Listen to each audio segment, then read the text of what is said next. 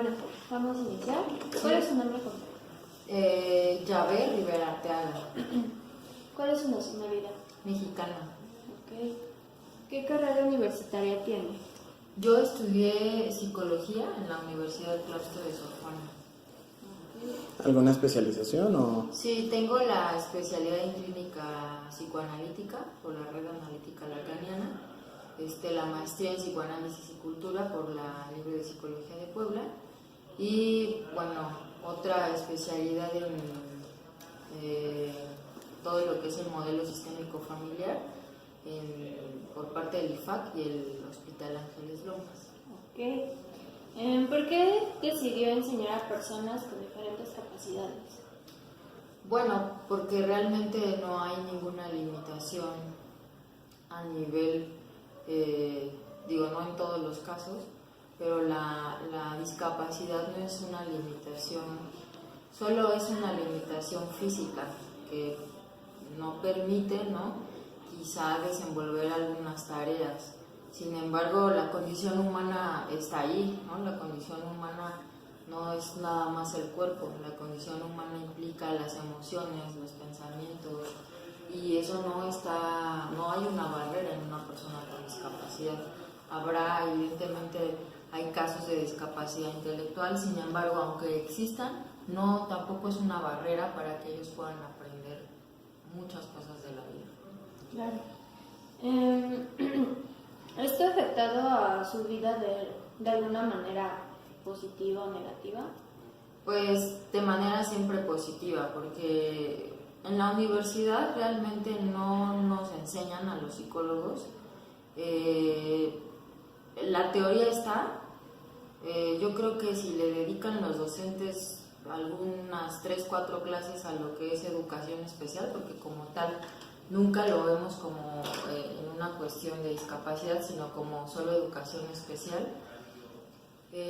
Yo creo que es bien importante que en todos los programas académicos de las universidades nos adentremos más a la condición de discapacidad, porque no nada más es una cuestión de los que trabajamos aquí, esto es para todos, ya la consulta privada, a mí me llegan pacientes con discapacidad, y no son pacientes de aquí, son personas de afuera que están buscando un espacio de escucha.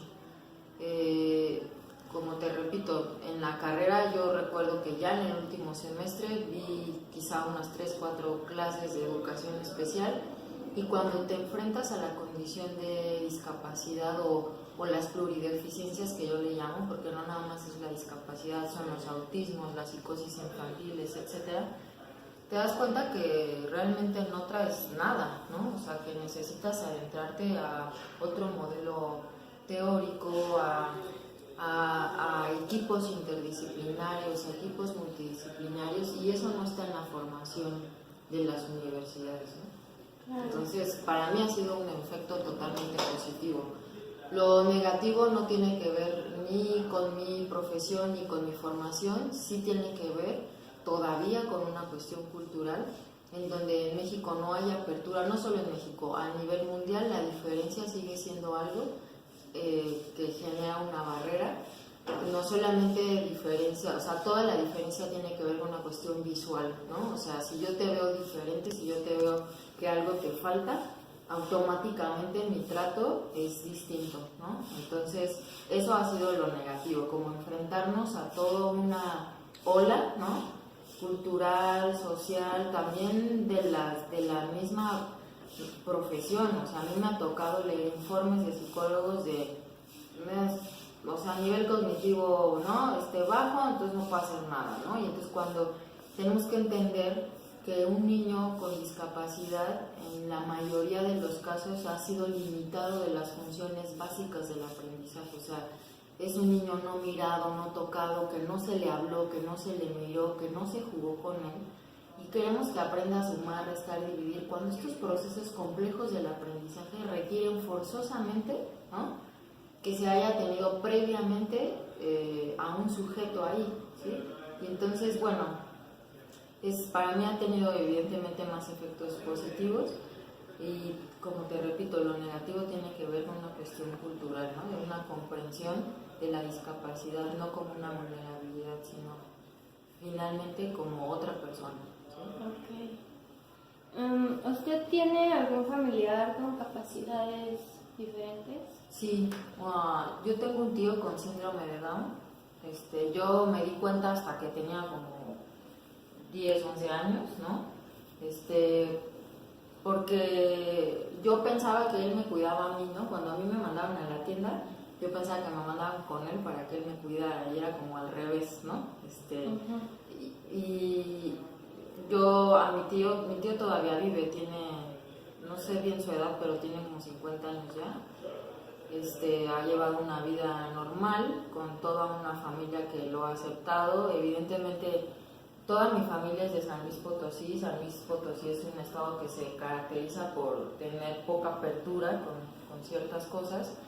Y a mí me tocó desde niña lidiar con estas palabras peyorativas al síndrome de Down, ¿no? O sea, escuchar que a mi tío le dijeran mongol a mí me generaba una molestia impresionante. Porque mi tío, yo creo que si a mi tío lo hubiéramos como dirigido súper bien, hubiera sido un gran basquetbolista, ¿no? Porque deportivamente podía jugar maravillosamente,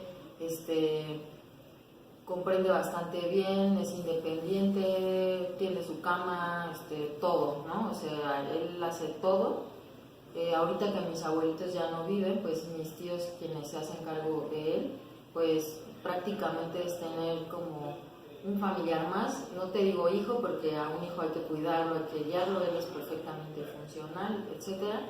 Y creo que mi tío César abrió esa apertura a mí, ¿no? También desde mi formación para entender que una discapacidad o un síndrome no les limitan absolutamente nada, pero sí te puedo decir que las grandes barreras están en el pensamiento, en la cultura, ¿no?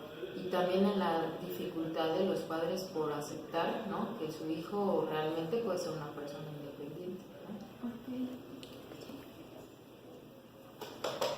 Invitaría sería reflexionar sobre su propia condición, ¿no? O sea, que pienses que incluso la discapacidad no es una cuestión de nacimiento, todos estamos expuestos a adquirir una discapacidad. Un porcentaje importante de los niños que tenemos acá en tratamiento adquirieron la discapacidad por un accidente, por estar jugando, ¿sí? Por una enfermedad, por una gripa, por una calentura, etcétera, etcétera. Entonces, ninguno de los que estamos aquí estamos libres de adquirir una discapacidad. Entonces, yo más bien los invitaría a replantearse su propia condición, ¿sí? Y realmente solamente respetar la condición humana, ¿no? O sea, no solo la discapacidad, la condición humana, ¿no? Porque pues todos finalmente, creo que todos venimos a ser felices, ¿no? Y entonces, si a ti no te parece o no estás en condición de aportar para el otro, pues por lo menos no te opongas, ¿no? O sea, si tú para ti es terrible ante la mirada ver a una persona que no camina o ver un síndrome de Down, solamente no controla tu gesto, muévete de ahí ya, porque lo único que estás generando es una agresión que contamina el entorno, ¿no? Entonces, respeto a la condición humana. Ahí también tengo una prima pequeña, mi prima más pequeña también tiene síndrome de Down, Andrea. Ella está en la escuela regular, bueno, todo perfectamente igual. ¿Tú creerías que limitar, o sea, si tú tienes un niño con síndrome de Down y lo empiezas a limitar en su comportamiento social, eso le afecta más que otra cosa, se puede decirlo? Es que no se junte con ellos porque le pueden hacer daño, ¿no? Digo, a final de cuentas. Sí, bueno, acá, si pensamos que un niño, o sea, ¿qué herramientas tiene un niño para conocer el entorno? O sea, de entrada está su cuerpo, y por cuerpo estamos pensando en todos los sentidos, etcétera. Pero esto no tiene, o sea, no funciona o no echa a andar su paso si no hay un entorno que le diga, esta es tu boca, esta es tu nariz, y ahí entra el primer vínculo que tiene papá y mamá con este bebé que lo está reconociendo y que le está dando un lugar. Y de ahí el reconocimiento de los iguales. Generalmente, y esto también es o sea, yo siempre digo que es una defensa, ¿no? O sea, el papá lo que hace es querer proteger a su hijo y entonces no lo hace por mala onda, no lo hace porque no le quiera dar escuela, lo hace porque lo quiere proteger. Y claro que hay que lo quiere proteger porque cuando el día uno que lo lleva a la escuela, el primer rechazo que recibe no es de los niños, es del docente, es de la directora, ¿no? Es de los adultos que lo empiezan a mirar diferente. Y entonces estos niños que aprenden de su adulto están aprendiendo eso, ¿no? Que a ese niño hay que verlo diferente, hay que, ¿no?, rechazarlo. Entonces, no debemos de limitarlos a que acudan a la escuela, pero requerimos forzosamente sensibilizar primero a los adultos, sensibilizar al adulto que está como docente, que está como directivo, que está haciendo el aseo de la escuela, ¿sí me explico? Y eso a los niños, ¿sí? Porque no es el niño el que rechaza, a veces el niño ni siquiera, es lo que yo te decía, yo ni siquiera me daba cuenta de lo que pasaba con mi tío. Yo me di cuenta hasta que alguien le puso nombre, ¿sabes? Y cuando vas creciendo y como que te vas enterando, pero yo podía jugar con él, hacer labores de la casa que nos dejaban, o sea, no había una diferencia. Pero cuando tú al niño le dices, no lo veas por esto, no lo veas por aquello, no juegues con él, etcétera, esto es una indicación del adulto, ¿no? Entonces, la sensibilización que requerimos, no solo sensibilización, la educación y la información, porque muchas veces la gente, yo he escuchado comentarios de no le hables porque se te pega, no le, o sea, ¿sabes? O sea, eso es como de la Edad Media, ¿no? O sea, entonces necesitamos sensibilizar, informar y educar al adulto, a los maestros, a los directores. Es lo que te digo, es cultural, es todo un país. Entonces, retomando la pregunta, Dulce, que era, ¿tú creerías entonces que el recurso que realmente hace falta en México es más educativo que económico o es a la par de necesario los dos? Es educativo, ¿no? O sea, el dinero finalmente te permite adquirir algún material, lo que tú quieras, pero un niño con síndrome de Down puede ir a la escuela perfectamente igual, ¿no? El problema es el rechazo que empieza a recibir del entorno, entonces es un tema totalmente educativo. Sí, yo pienso que sí puede ser educativo porque yo tengo el ejemplo de el niño de mi hija, bueno, en la escuela. En esa escuela hay dos niños pequeños que tienen una discapacidad. Una de las niñas tiene su carita deforme y el otro bebé pues tiene síndrome de Down. Pero los niños lo tratan tan igual que, como dice usted, ellos no se dan cuenta, más bien depende del docente y el adulto, que tenemos que darles la pauta para que ellos sean unas personas que entiendan a las criaturas, que no las vean así como adulto, deforme a la niña, Claro. y que les den ese respeto, ¿no? Más Sí, que sí. nada. Ok. Si no hubiera tomado esta profesión, ¿cuál hubiese sido otra opción? Quién sabe, creo que por familia como la actitud del servicio y de ayudar a otros está por default. Yo creo que hubiera estudiado quizá medicina, ¿no? Hasta sociología lo llegué a pensar, ¿no? Entonces yo creo que algo así, ¿no? Ok. Si estuviera en sus manos la decisión de abortar de una madre que dará a luz a un niño con capacidades diferentes, ¿cuál sería su decisión? Qué difícil pregunta. O sea, que de mí dependa que esa mamá lo haga o no lo haga. Sí. Híjole, acá sí creo que hay cuestiones. Yo en primera yo no me consideraría quien tuviera como ese poder para decidir por esa persona, ¿no? Estamos hablando de una persona adulta, incluso ni un niño, ¿no? O sea, el niño también uno le da esa posibilidad siempre de ir eligiendo, ¿no? De hecho, esa pregunta sería directo si fueras tú la embarazada y Si fuera yo la embarazada. Digo, porque al final de cuentas no sabemos si va a ser hombre o mujer el que nos iba a atender, por eso se hizo de esa manera. Si yo estuviera embarazada y tuviera como, ¿no? Pues mira, o sea, yo tengo, como te lo repito, tengo familia, tengo un tío, tengo una prima, o sea, y yo no veo mayor dificultad, ¿no? No, evidentemente no estaría como a favor de eso. Ok. Con base a sus vivencias, ¿usted diría que las capacidades diferentes ¿En qué trato social se presentarán más? ¿En qué estrato? La verdad es que no hay, ¿no? Aquí tenemos de todos los estratos sociales y económicos. Tenemos desde hijos de médicos, genetistas, ¿no?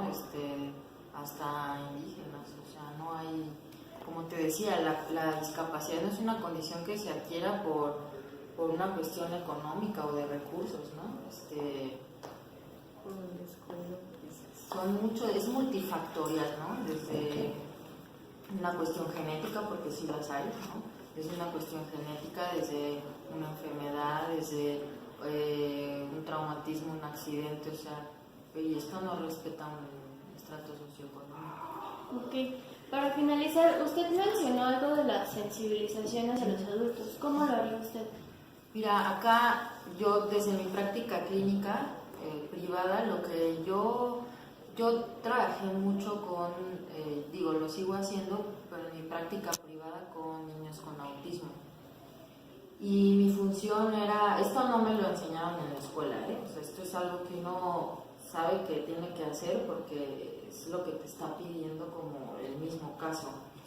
Yo lo que hacía era pedir una cita con el director y con los maestros de la escuela y platicarles un poco cómo era, voy a decir un nombre cualquiera, cómo era Juan, ¿no? O sea, Juan tiene este diagnóstico se caracteriza por esto y esto y esto, pero eso vamos a dejarlo un poquito de lado porque Juan habla, camina, expresa necesidades, es un niño que quiere jugar, es un niño que aprende, no igual que los otros, pero también va a aprender.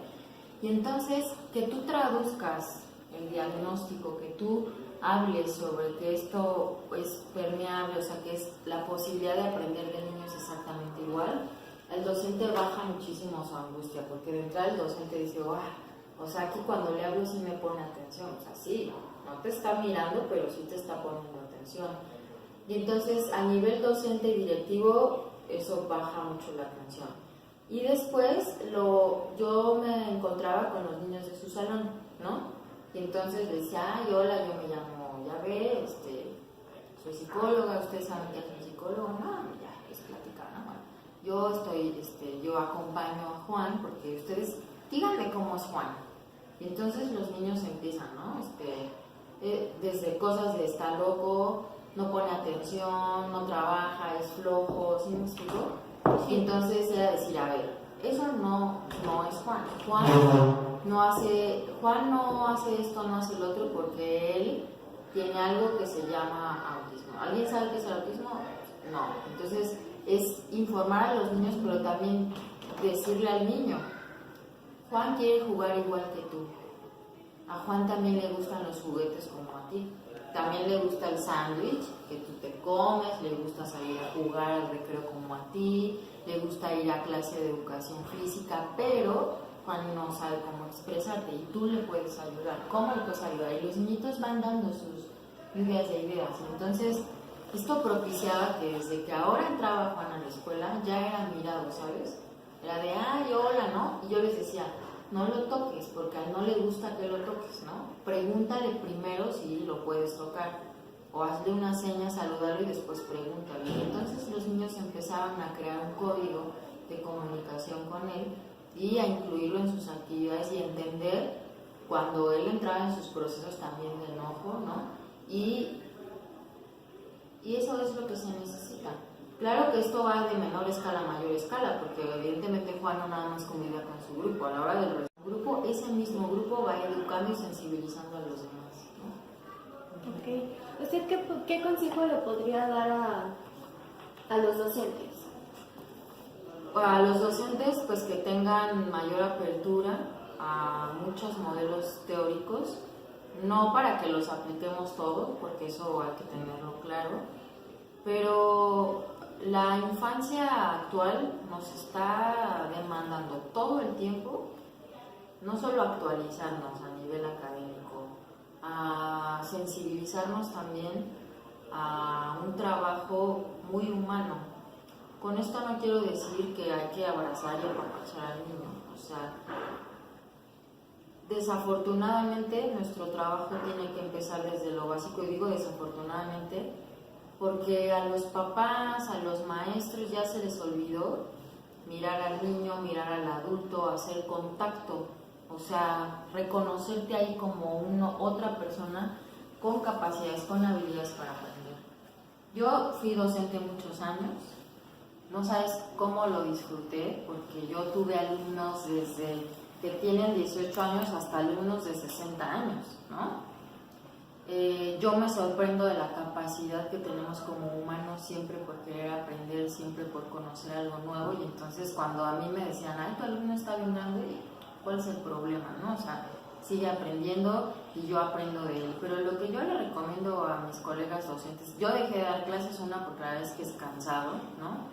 Porque también ya no tengo los horarios para poder hacerlo, pero sí me cansó dos cosas. Me cansó que los alumnos se comprometan cada vez menos con estudiar, o sea, llegar a dar una clase que tú programas con mucho tiempo de anticipación, estar buscando las lecturas que puedan ir guiando el tema y llegar a un salón de clases y que nadie lea y que nadie participe, híjole, es un tiempo que para el docente también dices, wow, ¿no? Quizá lo estaría tomando con mi familia, que se estuviera con mis hijos, que se estuviera yendo a nadar, yendo a correr, y lo inviertes en una juventud que cada vez se cuestiona menos, cada vez aporta menos, y entonces yo dije, vamos, ¿no? Yo ahorita ya no más clases. Y por otro lado, porque el pago al docente es de risa en nuestro país, ¿no? O sea, quienes dimos clases o damos clases lo hacemos por amor al arte, ¿no? O sea, y para dar clases te piden el título, la cédula, la especialidad, la maestría,